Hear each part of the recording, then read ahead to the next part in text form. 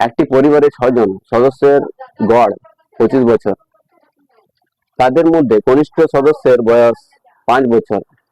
তার জন্মের সময় সদস্যদের বয়সের গড় কত বছর ছিল? বলা হয়েছে একটি পরিবারে 6 জন সদস্য, যাদের গড় বয়স হচ্ছে 25 বছর। 6×25=150। এবং বলা হচ্ছে কনিষ্ঠতম সদস্য যে হচ্ছে 5 বছর, তার জন্মের সময় সদস্যদের বয়সের গড় কত ছিল? তাই আমরা 5 বছর কমিয়ে দিব, আর সদস্য হচ্ছে 5 বছর এবং সদস্য ছিল 6 জন মেম্বার।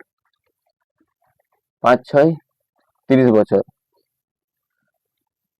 150 বছর থেকে 30 বছর বাদ দিলে থাকবে 120 বছর, যেটা 5 বছর আগে। 120 বছর, 120 বছর থেকে 5 জন সদস্য দিয়ে ভাগ করলে 5×24=120।